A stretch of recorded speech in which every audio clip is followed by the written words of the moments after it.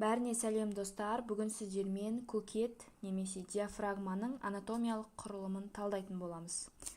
Көкет, яғни диафрагма, ол бізде кеуде қуысы мен құрсақ қуысын бір-бірінен бөліп тұратын, тыныс алуды реттейтін және құрсақ қуысындағы қысымды реттеп отыратын бұлшық еттік апонефроздық мүше болып табылады.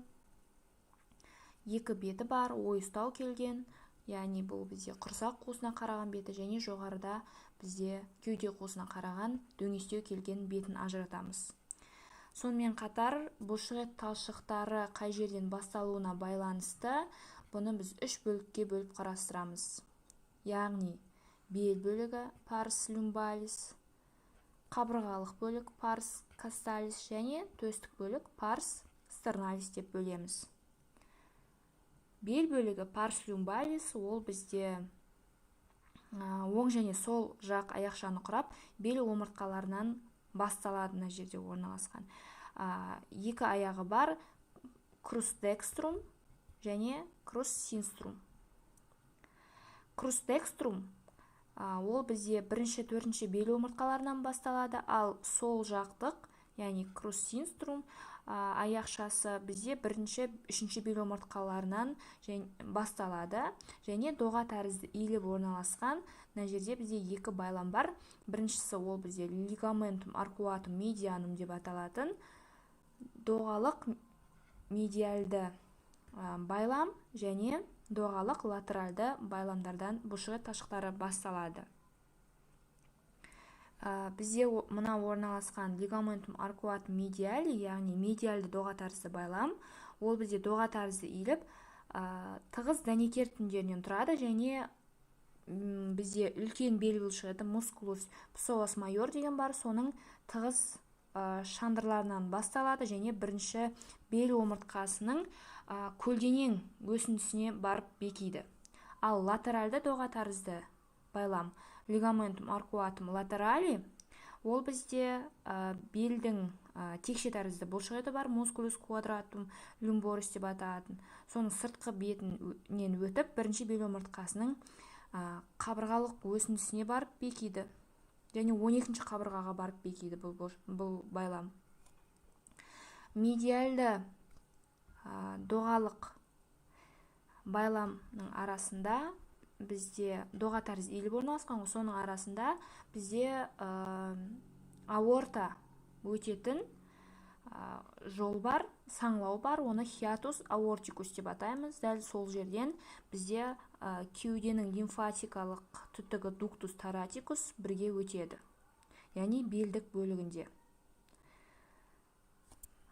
Және келесі бізде бөлігі, ол бізде қабырғалық бөлігі парс касталис деп аталады екі шетінде. Ол бізде 6-шы, 7-ші төменгі қабырғалардың ішкі бетінен және құрсақтың көлденең бұлшық еттерінен басталып, алдыға қарай жүреді, мына шандырдан аяқталады, центрум тендинумнан аяқталады. Ал төстік бөлігі парс стерналис, ол бізде өте жіңішке, нәзік екенін көріп тұрмыз. Ол бізде семсер тәрізді өсіндіден басталып, осы алдыға қарай жылжып отырып, мына тұрған шандырға жалғасып кетеді. Және жоғарғы бұл диафрагмада бірнеше саңлаулар бар, органдар, яғни кеуде қуысынан құрсақ қуысына жалғасу үшін. Оның бірі бізде хиатус эзофагус, өңеш өтетін саңлау, және дәл осы жерден бізде 10-шы жұп нервтер өтеді, нервус вагустың тармақтары өтеді. Келесі шандырда орналасқан тесік бізде вена кава инфериор, төменгі қуыс вена өтетін тесік форамен вена кава инфериор деп аталады. Және жан жағында біз нерв тенуін көріп отырмыз.